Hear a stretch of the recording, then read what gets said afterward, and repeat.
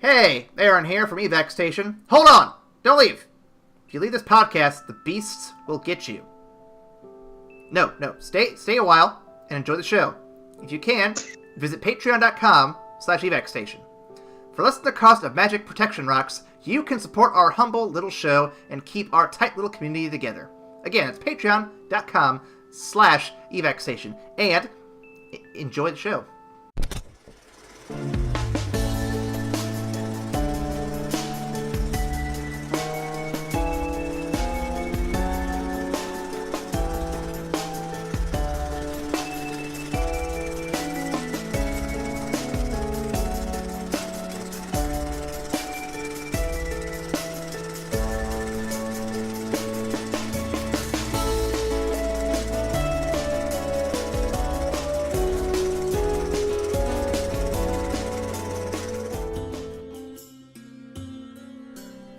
Life got too hard for us, so we secluded ourselves to the sound booths up to record this shitty little movie podcast. If we leave these booths, we won't be attacked by monsters, just the relentless responsibilities that come with adulthood. We are Aaron Walker, Boa Percy, and the Beast of the Woods himself, Ryan Metters. Yay, I get to be the Beast! Let me get the link to you guys. I thought I sent this one, but maybe I didn't. Hang on a second. So yeah, today we're discussing another M. Night Shyamalan movie, because that's what we're doing here on the Shyamalizing season of the After Credits cast. Shyamalizing. I like saying Shyamalizing on the bad ones, because it feels like I was violated. Bruh. Oh my god. And so this week we're discussing The Village. You thought we were done with fucking Glass. No, we're still going. We still have a few weeks to go until DC season starts, so you just hang tight. Before we get to today's movie, though, gentlemen, what you been watching? Man, so I recently, because of the timey-wimey magic of recording podcasts, I recently got to see Creed 2 in theaters, and it was a fantastic fucking movie, guys. I don't know how big Rocky fans you guys are, but the first Creed with Michael B. Jordan and Sylvester Stallone was fan-fucking-tastic. I didn't think they could top it, but then, of course, I heard that the main villain is Drago and his fucking son from Rocky 4, and they just all these old people back, and the story that they actually managed to tell in Creed 2, and the tie-ins that they make to the old movies, and just a fighter's mentality, and like him like kind of having to be reborn after like crazy shit. It's so good.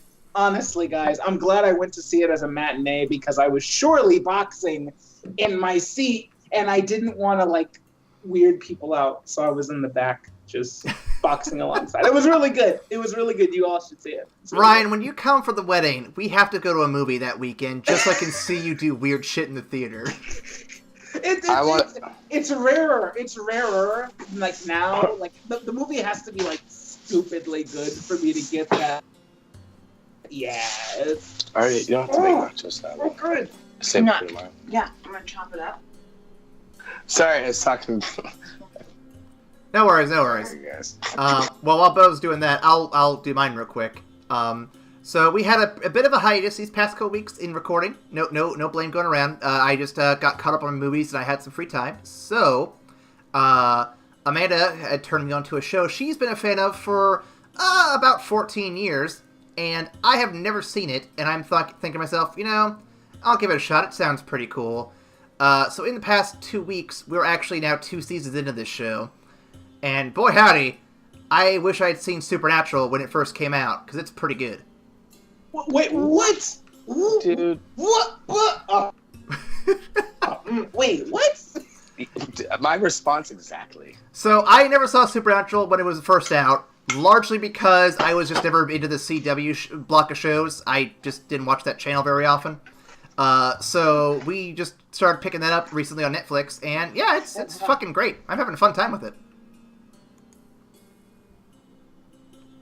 Wow. So it's like, I mean, it's on its like 15th fucking season or something stupid like that. Yeah, 14 or 15. We are only like 2 seasons in. We haven't gotten to the weird like angel demon war shit yet that she keeps saying is terrible. But we'll get there. We'll get there. Like, I didn't really enjoy the first season of it, but because I thought they were going to be a more serialized urban legend breakdown per like episode, and then they just took a really weird sort of dramatic left turn. Yeah, they do kind of do that. I fell out of love with that show. Yeah, it got weird, but luckily one of the brother guys is super hot, so that's probably why I watched it. This is us.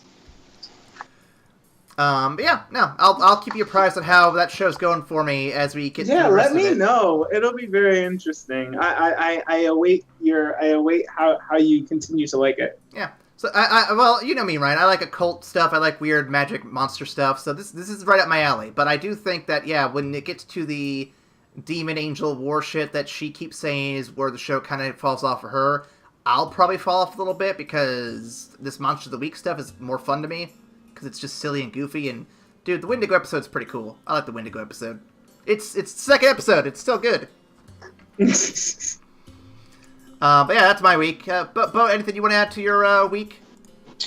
Yeah, new series of Mystery Science Theater 3000 is out. Big fan of watching old crappy movies, and Mac and Me is on there, which was a movie I watched in the theater as an 8-year-old child, loving it, but then rewatching it. Science theater, theme where they're making fun of it. It was the most entertaining little piece of like nostalgia I've seen in a while. Not to mention the fact that like that movie was awful, and I remember it being so awesome. The funny part, it's so awful, I'm gonna be watching it several times because it was just so disgustingly awesome. The only thing I know about that movie... That's kind of what I'm watching. The only thing I know about that Mac and Me movie is there's a clip this one guy uses in his Let's Play videos where this kid is rolling down a hill into this lake and this little, like, gremlin creature pops out of some bushes. And it's just really goofy and weird, but it's just kind of funny how he throws it into random shit. Oh, yeah, that is, like... That's it in the first 20 minutes of the movie. And it is so dramatic and scary.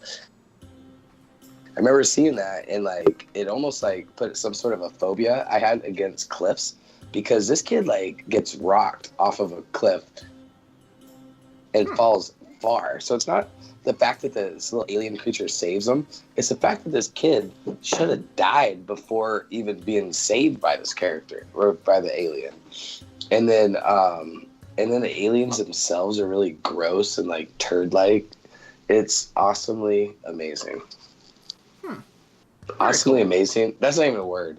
Like, it's awesomely disturbing is what I meant. Interesting. Well, should we jump into today's movie for the week? Let's get it. All right. No clever segue this week. I don't have one.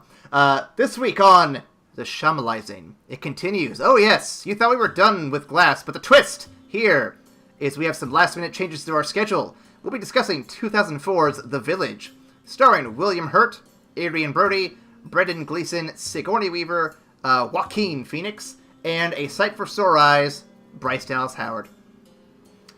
That was A Sight for Sore Eyes, you son of a bitch. I was wondering how long it's going to take. What? I was wondering how long it's going to take. If you want to watch this movie with us, it is currently available on Netflix for streaming. The film has a current worldwide gross of $256,697,000, roughly 4 times what it cost. Not bad. In terms of awards, there isn't much here. It got a few different awards for musical score, but outside of that, it was mostly nominations for being bad or disappointing from a number of different places. Let's drop a couple fun facts your way, though, just to make up for the lackluster awards here. Shyamalan initially had a different concept for the for those we do not speak of creatures. They were originally conceived to be monsters similar to the rock drawings featured in the movie's trailers, similar to lions walking on their hind feet, complete with shaggy manes. When the creatures were built to full scale and brought to set, Shyamalan felt the design was completely unbelievable. The creatures were quickly redesigned, most noticeably with the addition of the red cloak. Unbelievable, though? And then one other fun fact I thought was cute. Bryce Dallas Howard and Judy Greer, who play sisters Ivy and Kitty, would later play sisters again in Jurassic World 2015. Yeah, you're right. That did happen. I wanted to bring that up. I noticed that. I feel like they're typecast to be each other's siblings all the time. At least Judy Greer was not as fucking ridiculous as she was in The Village than she was in Jurassic World. Yeah. Oh man, she's like the Anne Hathaway of ugly actresses. What? She's just over dramatic. Like, I love her to death. Like, I love her a lot more than Anne Hathaway. But she's just like, every character she plays, she's just way over the top. And now that she's gotten older and she's starting to play more serious roles, she still brings that like certain intensity to their character. It's like, hey, calm it down a little bit, lady. You know what's funny about that is she was recently in that new Halloween reboot, and she was fine, but I feel like she was sidelined for a lot of it. And I mean, I get it; it's supposed to be Laurie Strode's movie, but like I feel like they were supposed to do a generational thing, and the middle generation kind of just was left out of it for the most part. That middle child syndrome, guys, I swear. Well, remember, like the middle generation in that particular movie wanted nothing to fucking do with Laurie Strode. Oh no, I know. I'm just saying, like they got this pretty decent actress in there, and she's like, oh yeah, I'm here for like 5 minutes. Let's do this. But she had the like one of the most boss like scenes in the movie. Yeah, so yeah. I think she made up for it at the end. Oh yeah, no, I'm not gonna harp on. I just wanted to point it out. Anyway. Before we get into the synopsis, gentlemen, what are your initial thoughts of The Village? I'll go last. Oh, really? Okay. Oh, well, I'll you go first then. I like this movie. Damn, okay. I guess I should have gone first. Should I not like this movie for the sake of the podcast? No, I thought it was coming off of like, what would we call this, like a sophomoric sort of effort after The Sixth Sense. Pretty damn good. It built drama. If you saw it before, once again, I'm a little bit older, and I saw this in the theater opening weekend, so I was able to see it before all of kind of like the spoilers and all that started happening. So it really was pretty intense. Like, a lot of people bitched about it, but I thought it was very intriguing. It had a very nice science fiction sort of feel to it at the end. Yeah. All right. Ryan, did you want to go next, or do you just want to go last? Yeah, I can go next. Because I agree. I do agree with Bo. I like upon second viewing. The first time I watched it, I loved it because the twist kind of came at me from out of nowhere. That's like, now that I'm watching it like 10.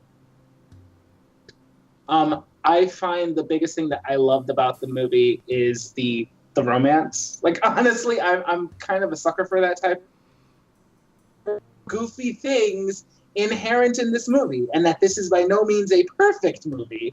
I think the story that is told, I think the dialogue that's used, and I think the music, the score that's used in the movie, it really tells an awesome story, and I really liked it. Oh god, I'm not gonna have any friends in this episode, am I?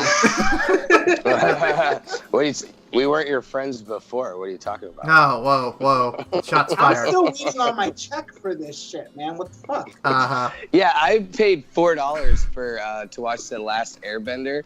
I assume I get that back through taxes or something. You got those receipts, right, Bo? I saved those receipts. Oh yeah. All right, I'll get my 2 cents here. So I saw this movie when it first came out when I was 14 years old. And when I left the theater the first time, I thought this movie was unforgivably stupid. In the age of Trump and the flat earthers, I can safely say it's more unforgivably stupid than I remember it being. Wow. I do not like this movie at all. Well, how can you say that? It'll be clear before too long. I got grievances. I got more grievances. Dude, tonight is a night of grievances. I have all of the grievances. All right. Well, let's get to this. Let's get to this synopsis so that we can really get into it. Yeah, I think the synopsis might help describe a little bit of what I'm feeling here. We'll see. Okay, I'm putting my drink away, unlike last time. Fuck. Okay, here we go. We're told the story begins in the late 1800s village in a valley surrounded by woods of monsters, half men, half bear, and half pig. The color red strikes fear in the hearts of many. Livestock is being mutilated by an unknown presence, and a young Johnny Cash, wanting to leave the village for fame in medicine, he's denied because the world outside is scary and gross. He's proposed to by an insane woman, Judy Greer, who he rejects because he's in love with her blind sister. Because, well, why not? She's pretty cute. The blind sister, Claire Deering, literally lays a runway to her vagina for Mr. Cash to take the landing. All this while she ignores the flirtatious behavior of the village idiot / village incel, Dimitri. Redundant, I know. Monsters come to town, and both Claire and Johnny have a moment which reinforces their feelings for one another, and they are agreed to wed. Dimitri, however, does not appreciate being friend-zoned by what he considers to be his property, and he stabs up Johnny. In being a Disney standard 36 hours after hookup, Claire is in love and would rather die than be without Johnny. Her father, General Ross, decides to reveal the truth. Man, bear, pig isn't real. Everything they live is a lie, and he doesn't quite detail why. He sends her off to the woods with bullshit rocks to blindly wander into the said woods. After dealing with an escaped Dimitri, who has claimed ownership of her pussy, she stumbles onto the edge of the woods. At this point, the council is talking amongst themselves, back in the village, where it reveals the village is a farce, and not only that, but it is modern times. It's not the 1800s at all. What a farce. The elders of the village created this place to escape the harsh realities of the modern world, like rape, murder, and general violence. Man, wouldn't they be surprised at 2016? Oh boy.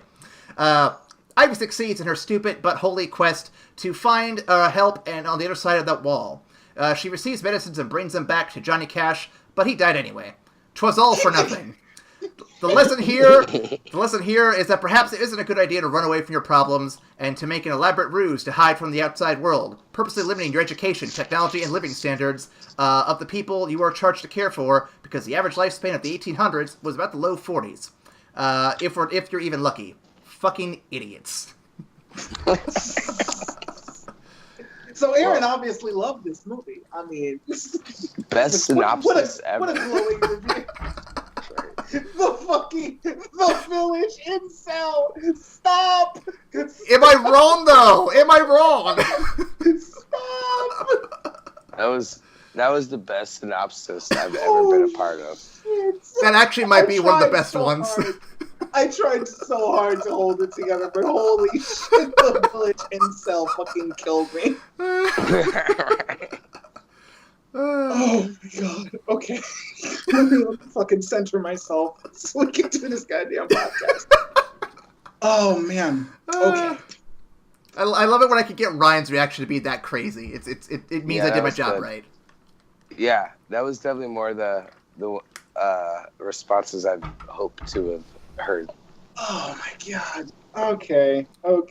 So I take it you have a list of grievances. I have a list of grievances! Bring out the Festivus poll! Oh my god.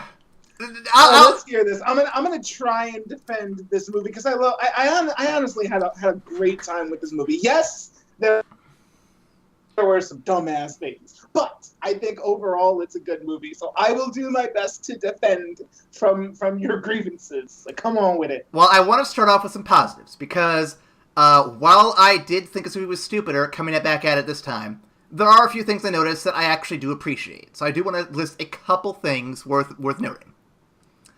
First off, it starts off with a very quiet, very somber atmosphere, really building up the atmosphere, and I like that. It's a good start. The first act, it's solid. The first act is solid. The use of color, very good. Red being tied to the monster, quote unquote, very good. The color yellow has two meanings, which I really like, which is the color of protection and warding for the beginning of the movie. But once everything's revealed, it's a color of lies. You know, the barrier's not real, the cloaks don't do shit. Even the rocks, for the brief second you see them on screen, are tinted yellow. I like that. That's very clever. I like that a lot. I think Shyamalan is really good with color in his films overall. Like we mentioned back in, was it Unbreakable? Or no, it was Sixth Sense as well. They did that, yeah. Yeah. Okay, so I put this in the positive notes, and I don't remember if I put this down as a sarcastic comment or not, so I'm going to say it's a positive and see if I don't remember. I wrote down, Ivy is so progressive for gender equality. I feel like I made that sarcastically, but I don't remember if I did. But I think that's true, though. I think Ivy Walker is portrayed as a very strong woman who is not, she's not limited by her disability. And in the movie that are like, wouldn't you have rathered that we go to the towns and got the medicine for your daughter so she wouldn't have been blind? And meanwhile, Ivy's just constantly showing up people with sight and showing that she's more fearless than all the people who can walk through this world. And I think she's a fantastically progressive character. I think that's a real compliment. Okay, that's fair. Like I said, I don't remember when I wrote it down. I was covered in blind rage for part of this, so... It's just angry script writing. And another thing. And then one last pause I want to bring up before we get to the grievances is I didn't catch this the first time I watched the movie. And it does not add to the twist for me, but I do like that it adds a bit more context to the twist. And it's the fact the wildlife reserve is the Walker Wildlife Reserve, so it's owned by the guy in charge of the village. And at first I didn't catch that. And you didn't catch that? Well, again, I was 14 years old. I don't remember if I remembered it or not. But coming back to it, I noticed that I'm like, was that always that? I didn't remember that. So yeah, it was a nice bit of context. It does not prevent me from disliking the twist, but I at least respect that. Hey, it's a little bit of context that adds something I missed. I appreciate that. So I'll at least say that much. All right. So those are my positives. I agree. Those are my positives. Everything else I got is a total grievance, though. I have a lot of grievances. I thought this movie, it captured a lot of a very mysterious element. I thought the way the twist was, revealed to you, was very real. And rewatching this, it actually holds up very well, too, to the fact that any given time, given a antisocial or a less populated area in America, almost see something like this absolutely happening. I mean, in modern society now with the flat earthers and shit, yeah, I could see this happening. I mean, I honestly really liked that it was in modern times. I thought that one was well done. I think the goal that they were going for to try and to create a world apart from all the chaos and madness of modern life is understandable at heart, because each of the elders went through something that was horrible and horrific, and the sheer awfulness that is humanity at some points in modern society. And so they wanted to recreate a simpler time to get out of heartbreak. But towards the end of the film, the elder, the Brandon, the guy that Brendan Gleeson plays, the movie opens on him burying his son.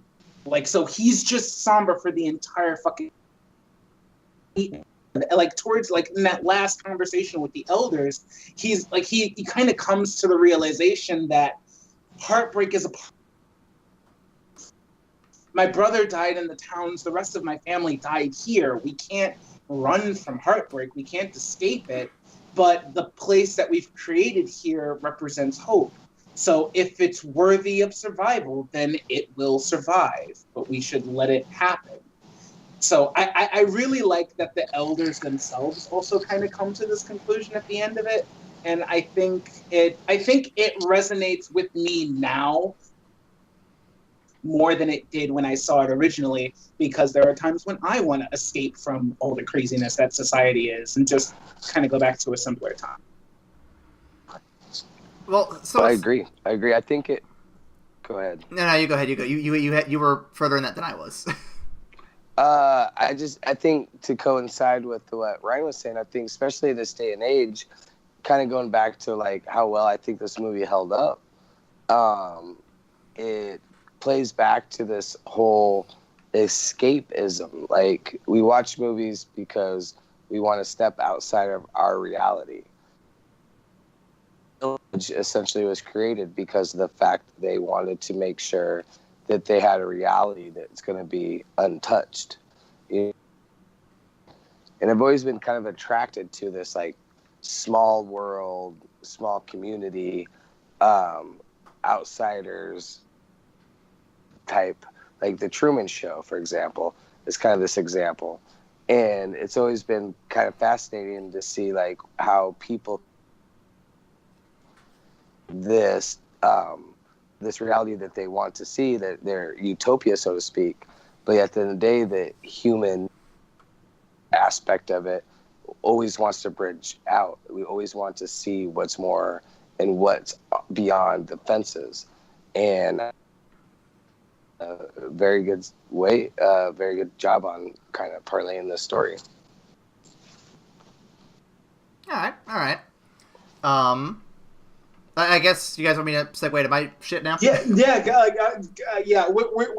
going to try and defend the movie from your list of grievances. Right. So come on with it. All right. So, one thing that gets brought up a little bit in this is the fact that this blind girl basically. So she sees surprisingly well. Like, her running around without using the cane in the field, to me, that feels strange, and I get that she's lived there a while, there could be excuses to it, but I feel like just any average blind person would not be running blindly into the field without, having that stick down and make sure, hey, no one moved this rock or this log that was here the other day, That feels weird to me. But going on from that, though, there's two other instances I want to bring up. Technically three, whatever. So, one of which is where she's standing in the doorway, wholly believing that Joaquin Phoenix, I forget his name already. Lucius. His name is Lucius. Lucius. I have it written here too. I could just look at it, but I forgot to look at it. But no. So she's waiting at the door for Lucius to show up. Well, this monster's showing up, and I literally called out in the middle of the movie. This is her representing literal blind fucking faith. Yes, it's romantic. I didn't think so. It's supposed to be romantic. She's putting her whole family in danger for nothing. She's like, he's going to come for me, and like it wasn't the thing I love about that scene. It wasn't even that she was waiting on him to save her, because she obviously could have saved herself. So while like she was putting her faith out, she wanted him to come to her so that she knew he was safe as well. So it was reciprocal. It was both ways. She's like, he's gonna come back to me. I know it. And she stands out there in the face of danger, like, because she loves him so much. I like that. I love that. It was a little too much for me. It was a little too much. But then the thing that really got to me is the whole third act where they send her out into the woods. Now, I get it. The monsters aren't real, so the dad's like, oh yeah, no, you'll be fine. There's no monsters to get you. You'll be good. But no one in the village at all questioned the idea of sending a girl who could not see into unfamiliar territory in the woods, which is full of traps, for some reason, that she can fall into and die from. Okay, No one thought that was a bad idea. No one. The counter argument to this is that nobody knew she went until she was already gone. Remember, it was her dad who was like, I'm going to send others to go do this goddamn thing. Do you want to actually do it? And I personally think the dad should have just manned the fuck up and said, fuck the oath, I'm just going to go get this boy some medicine. Oh, yeah, because that's obviously. horrible shit. Like, I 100% agree with you there. I 100% agree that it's a little damn unbelievable that this blind girl could have actually made her way through the fucking woods by herself. Now, if it was just the woods... I don't give a damn how empowered she is. That's just, nuts. That's nuts. Now, if maybe she wasn't blind, but the village just told her that she was. And so she just believed it as a part to keep her oppressed. Oh, my God. No. That might be taking it a bit too far.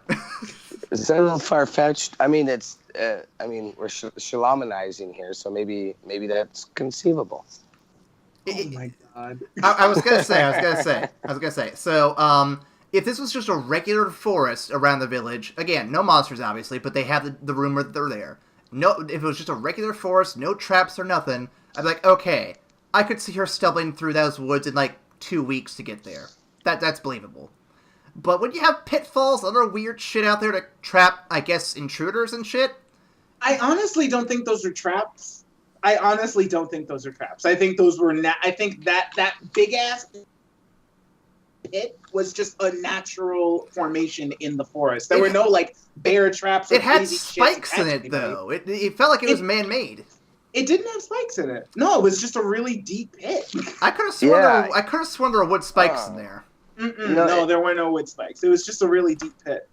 And that road that they're from, keep in mind, was not that far from the actual village. It still took her a while to do it. It still took her a while to get there. Because she had spent a couple nights out there. And she's fucking blind, so yeah. Right. So she probably traveled 100 feet and then, set up camp. But how'd they get the sound of the highway not to affect the village? I don't think anyone's going on the highway. I think the guys watching it from the forest ranger place, whatever it is, I think they try to keep that road as quiet as possible.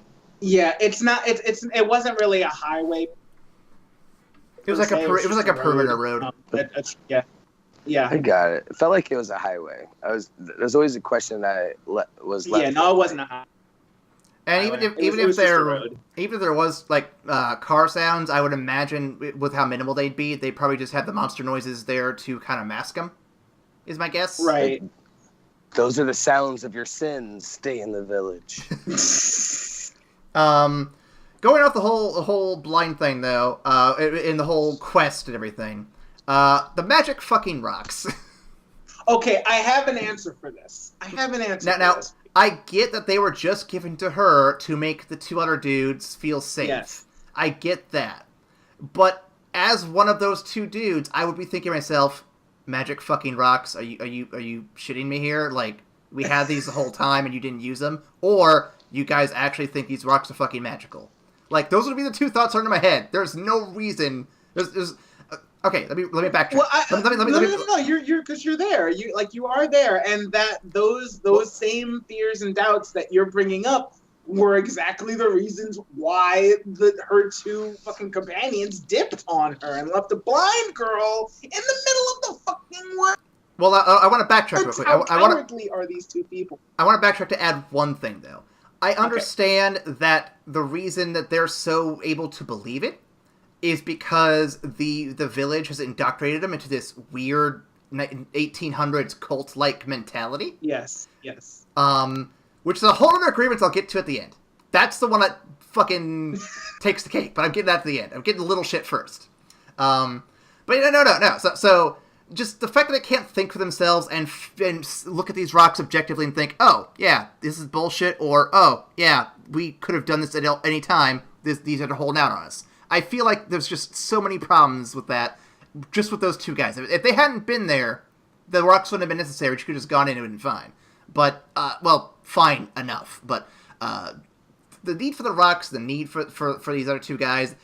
I don't know. I didn't like that. The rocks just fuck those rocks.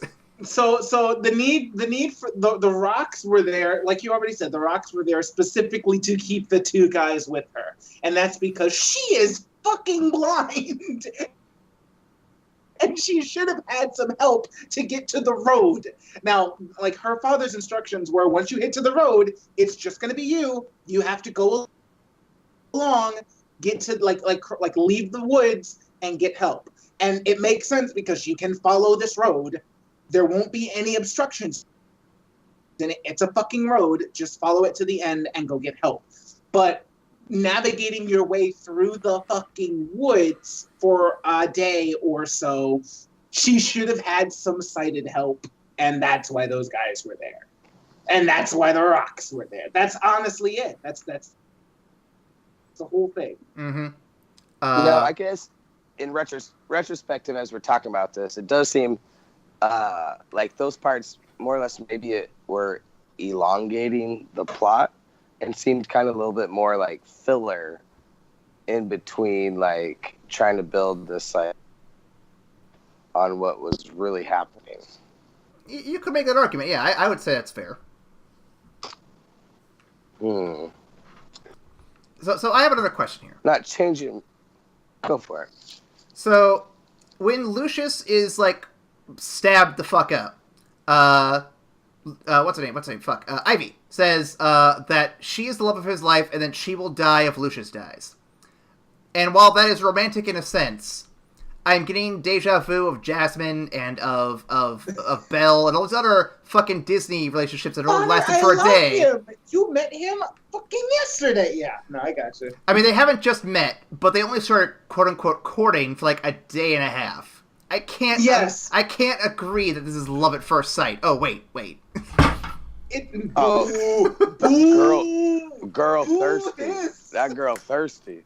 No, They're in the village. that was really clear when she was like giving the runway to her vagina in the early parts of the movie. Like she's like, "Come and get it," and then I'm like, dude, hit that She's shit. like, So, I'm stuck up in this village. I ain't seen a dude. Oh yeah, that's the guy. Put it up in here. Welcome to Vegas. Okay, so to counter this fucking silly ass argument, you have to keep in mind that that everybody in the village has grown up with each other, and that she has known Lucius since they were little kids. It's not love at first sight. It's more like they grew, like as they were growing up, he realized he had feelings for her, but he didn't really want to act on it. He, whether he was too scared or like the fact that he was so fearless and everything else, but he got so flustered around her, he was trying to keep his peace, so he just kept himself apart. It's a love story that we're coming to at the very end. So there's not a whole bunch of buildup that we see, but they've known each other since they were born. So I buy that that love is actually there because they've known each other for years at this point. And that's fair, but I would have loved to have seen some of the build-up from back in the day, just to kind of give us some context these two. Because for me, coming in like this, like, I'm not going to think that. I'm going to think, okay, these two are just starting to hook up, and she's taking this way more serious than I thought she was going to take it. Because remember, she has that whole chat with him after he blows off crazy-ass Judy Greer, when they're hanging out with he goes off to like show them the berries at first, but while they're alone, she's like, I know why you refused my sister. And then she starts going into this whole thing about how when we were young, you used to hold my hand and you used to do all of these things, and then you stopped one day, and like I even pretended to fall, like I was faking it, of course, but you did, like, just to see what you would do, and you still didn't catch me. Sometimes we don't do the things we actually want to for fear that people will know that we want to do those things. So it's like she knew that he liked her from a very young age, and she reciprocated those feelings. That was really the setup that you got. That whole conversation was the setup. And that would have been pretty cool to see instead of just being told about it. Fair. That is a fair criticism. And as we go go through these movies, what I'm starting to start to notice is there's a lot of exposition that's starting to like pop up. Like the more and more we get into these movies, the more and more he's relying on just like simple explanation of like what's happening next, and you don't quite see it in this. There's still a lot of like subtle explanation that's going on that just kind of like seems unnecessary. It's interesting because now we're noticing that build up over the course of his movies. Because in Unbreakable, he doesn't do that. No, not to that degree anyway. It might be minor stuff, but yeah. Well, like small explanations. Like when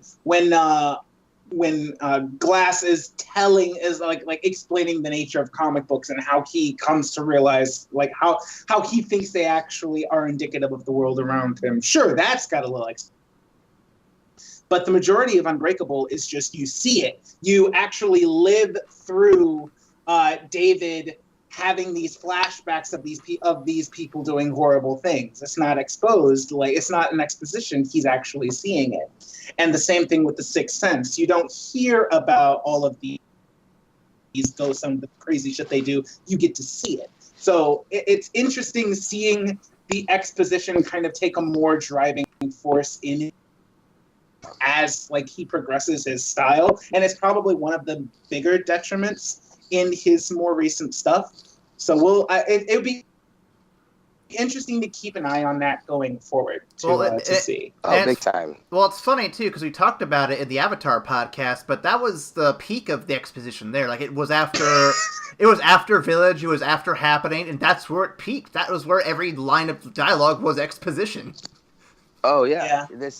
It's kind of like watching someone go through like a drug addiction. Like he consumed so much on, and then like it just gotten worse and worse. And then finally 2010 comes along and Last Airbender comes around. They're like, hey man, you got a problem, buddy. You need to like fix this. And then so he steps away for a while, comes back 3 years later, and it wasn't that movie, but then in The Visit, now Glass. So it's like, you know, he's gone through his rehab, and so hopefully he can not be so hooked on the cocaine of expedition.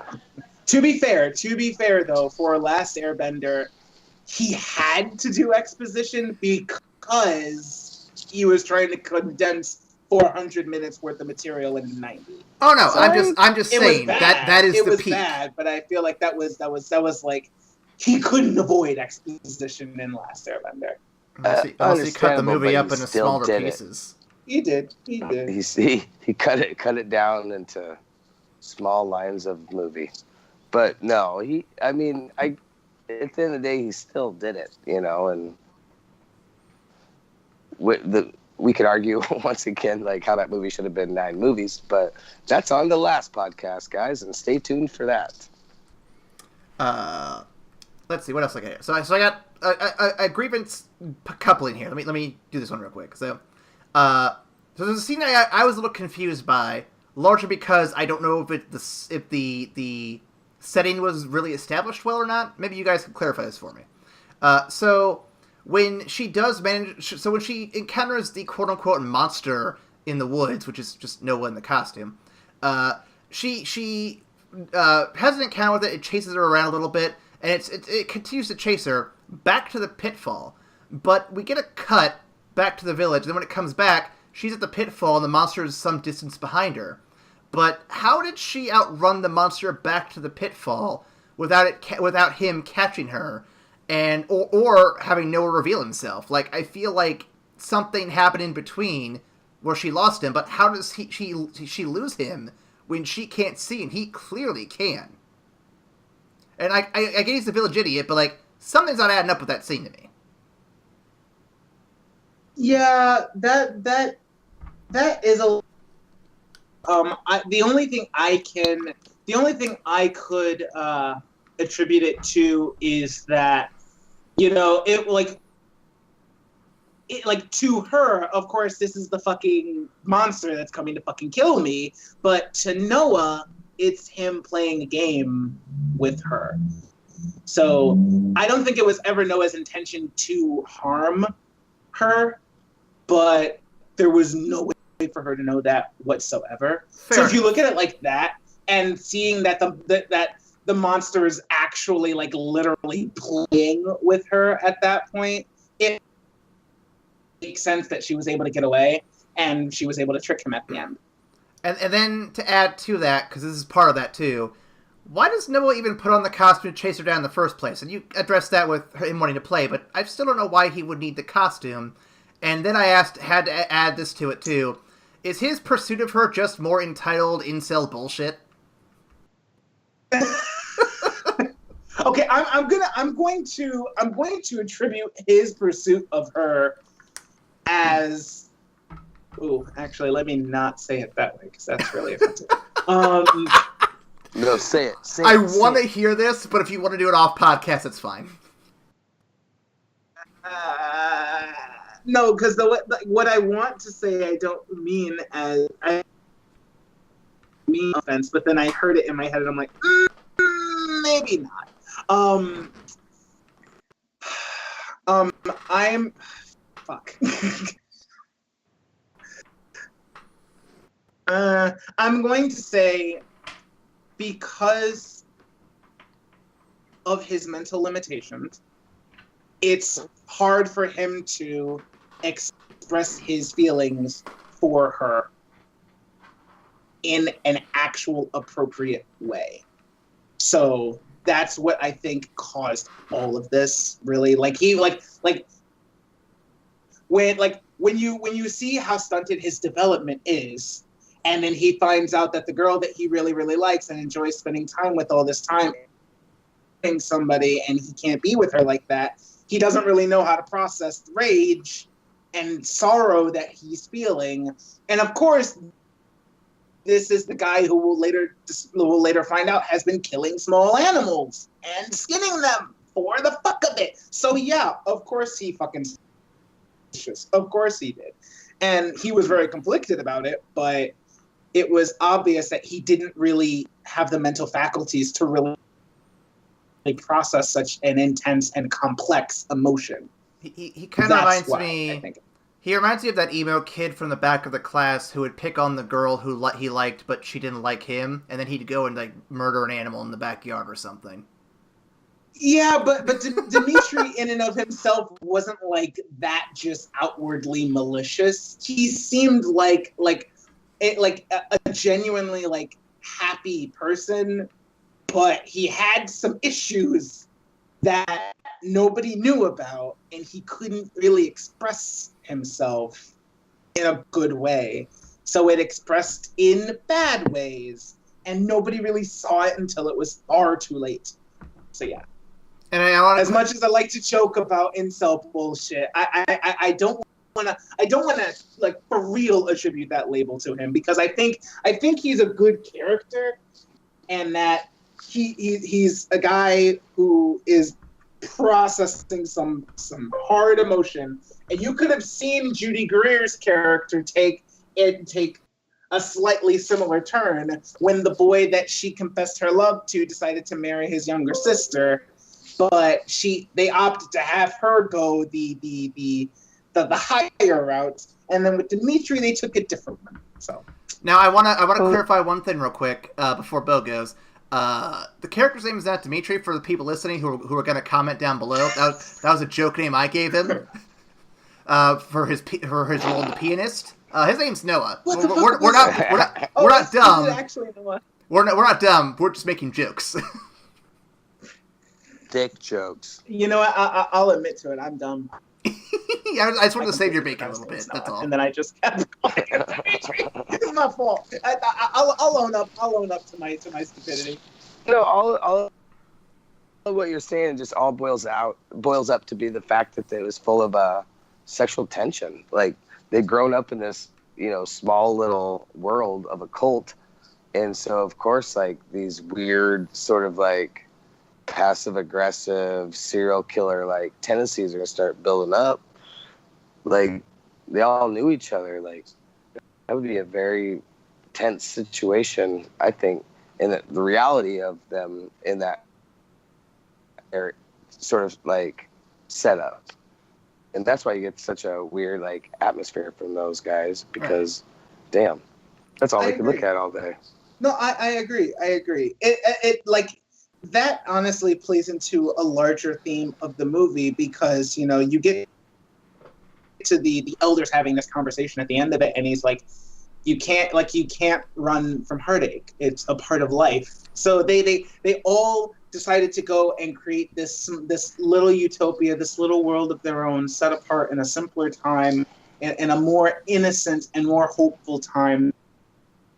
They went out and did this to try and escape the sadness that they were going after, that they were encountering, but they were coming to realize that sadness is an intrinsic part of life. And so, like, seeing all of these problems start to bubble up, not as a result of outward monsters that were like terrorizing the town, but just the inbred, not inbred. Wow, I mean, there might be some inbreeding.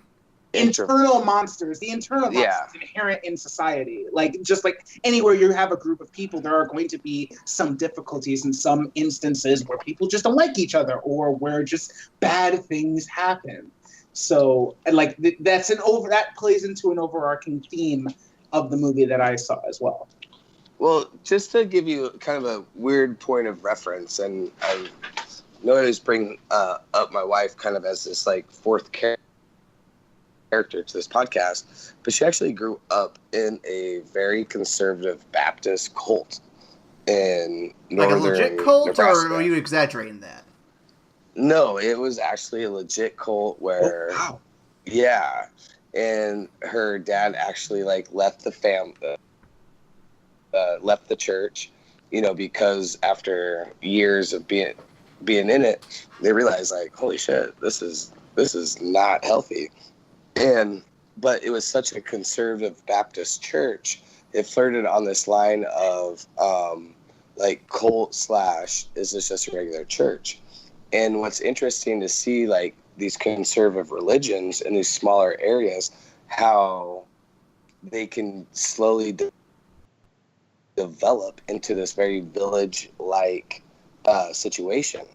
So I found this movie to be kind of intriguing to rewatch it, because of the fact that, like, there was a village that essentially was assimilated in this small town of Nebraska where church, and breaking away from that, when they did break away, it was just into a slightly less conservative Baptist church.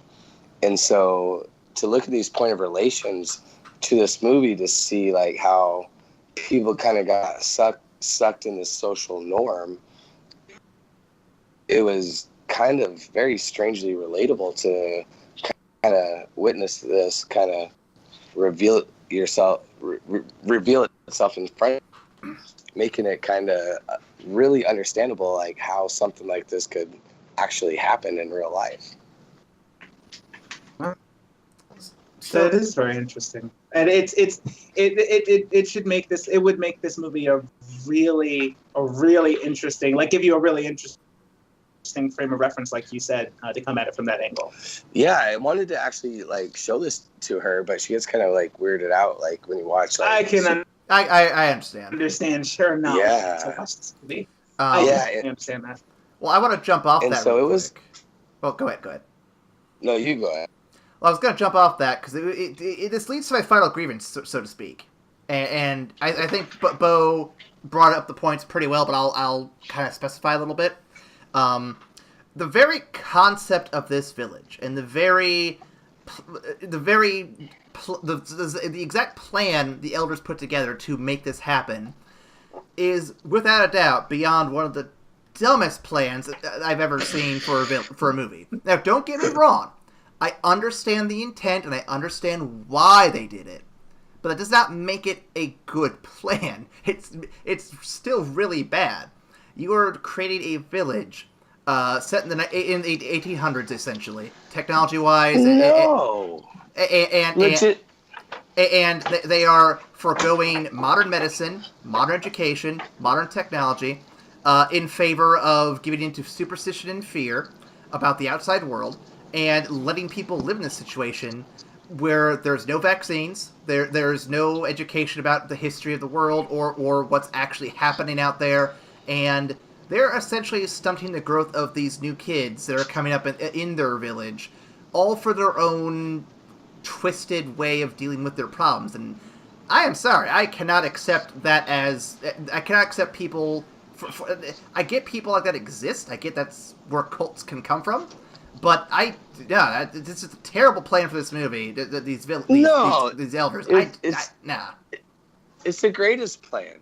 If you think logistically, I'm just saying, hear me out here for a second. I'm waiting to see if he's actually for real about this. Hold on. I'm just saying, if you were going to be like, hey, I want to become center of my domain. I want to control a certain reality of my situation. That's the smartest thing. Think of the bottom line, a business aspect. You don't have any cost going into like vaccines and all this other stuff. So you're living the most cheaply way that you can. I think if you were to take the cult route, this was the smartest, cheapest move that you could have made. So I completely support it. I don't completely support it because I would not appreciate that style of living. But if you were to, I mean, come on, it's not that bad of an idea. Okay, you. Bo, Ryan, I'll let you step in. What do you got? So I think if you accept the premise of this movie, just point blank, I think it is a very well told and really romantic story. You do bring up a good point, because you bring up several good points, because every point that you just brought up, I cannot refute. I 100% cannot refute this. If you take a step back and you actually look at the decision of the elders, like in the grand scheme of things, how they chose to like create a world and essentially stunt the growth of their extended friends and family to create this 1800s setting. Yes, it's a horrible thing, and yes, it is eerily reminiscent of it is a cult. It is, for all intents and purposes, a cult. That being said, this actually kind of raises my respect for the movie a little bit, because this, if I look at it that way, this is actually the first like rendition of cult living that I was actually sympathetic for. Like, I actually, when they came to the end and they're like, we can continue this way of life if that's something you guys wish to do, I was kind of happy that they decided to keep living that way, because the lifestyle of the village was so quaint and the people there were genuinely happy. And aside from this horrible thing that happened to this one person, overall for them, who wanted to have no connection to the outside world, for that small village, was actually working. And it was a really romantic and quaint setting that they had created for themselves. So this is the first movie that I've actually seen that made me okay with the cult. So nice. I like how you put that. Fun fact. Probably not a fun fact, but it's a fact. The Amish community. Facts are facts, man. It is a fact. But the Amish have what's called Ramadan, or don't, quote me on that. That's a Muslim tradition. I was going to say, that doesn't sound Amish. It sounds very familiar. I guarantee you, it sounds very, very familiar. But what it is they're able to leave the Amish community for an extended period of time to go out and live into the world. And I know what this is. Yeah. So, but basically what happens, though, is a huge percentage of the people who go out and experience this Ramadan sounding ritual. Oh my God! Just so you can stop saying it's we're gonna get the most comments ever on this podcast. You're like, bruh, it's not that. But anyway, so it's kind of interesting to see that, like, you always kind of go back to what is normal for you. And so even though you're able to go out and have technology and have the ways of the secular world, so to speak, it's crazy to think that this huge proportion of people go back to that Amish way of living. And so it kind of like made this movie very relative to the fact that, like, at the end of the day, like, we're always going to kind of go back to what we know and what is comfortable. It's called Rumspringa, by the way. Rumspringa. Ramadan. I was like, nope, that's not correct. If you knew how many times I've butchered Aaron's last name, you would understand why I just simply waffle socks. you can't pronounce waffle cook? No. Oh boy. No, I've always made the joke to Aaron that I treated him like being the detective in a cop movie, and I would always like mispronounce his name different times. So, waffle cook, get in here. Waffle socks, get in here. Come to my office. And then one time I called him by his actual last name, and he was like, "Whoa, you got it right!" Like, oh shit, I thought I was just trying to do that on accident. Oh boy. Well, I think we've hit the end of the grievances here. So let's move on to the mailbag real quick. Unless you guys have anything else you want to add. No, I actually really like. We had some points of contention, and we were able to have a really great discourse. So I think this is one of my favorites, actually. Oh yeah. Yeah, surprisingly. We need to find more movies I hate just so we have grievances to argue about. So yeah, we need to have more movies that we don't agree on. That's the point. That's it. Yes. Speaking of things we don't agree on, if you don't agree with us, or if you agree with one of us, me in particular, send your mail to Tumblr, Twitter, Facebook, or you can even go to our email. Ryan, what is that lovely email? That is Ramadan Rumspring. That is evacstation at gmail.com. Oh man, you're gonna shut that down. Good stuff. I'm gonna skip trivia. I'm gonna skip trivia again because we already a little long, but we can go to our final segment, which we'll have to record for the other podcast we did because we forgot to do it, which is reviewing the movie with a score of gold through or platinum through shit, all the colors in between, where we discuss how good the movie is. So we'll do a quick review for The Village. Gentlemen, what are we gonna rank The Village? Oh man. I need to bring up the full spectrum. Do we honestly have to go back and do Airbender? Because we know that one. I need to bring up the full spectrum because I need to remember what the bottom ones are because I don't remember. We don't use them very often. Right. Okay, honestly, I know like this movie does have its fair share of issues and silly plot things, but overall, it tells a good story that I really enjoyed watching. Again, I'm a sucker for like cool dialogue, and the old timey English dialect that they were using was really cool to me personally.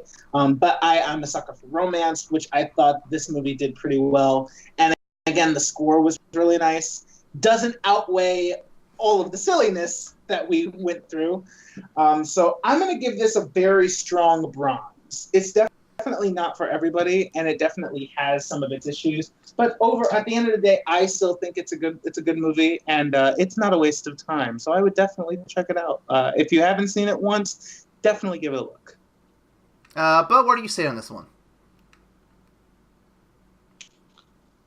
I would give this movie, it's number 3 in my favorite M. Night Shyamalan movies, but with Sixth Sense, Unbreakable. We haven't gotten to Glass yet, so hopefully that fills that expectation. But I thought this movie was very enjoyable. I liked if you guys have seen Wayward Pines on Hulu, I think it was on Fox. It's kind of very similar to this isolated community of people, actually in Idaho, which is my home state. And I really like kind of this genre of this sort of like alt reality, kind of, mind altering kind of sort of haunting story. So I ranked this very high. I liked it. Not platinum, but I'll give it third place. All right. Well, I'm going to be the contrary and go the opposite end of the spectrum here. Of course. I still don't think it's a very smart movie, and I think it's broken to some extent. Whoa, what's a lot of noises. What is happening? I walked into a party. Sorry. Oh, okay. Just kidding.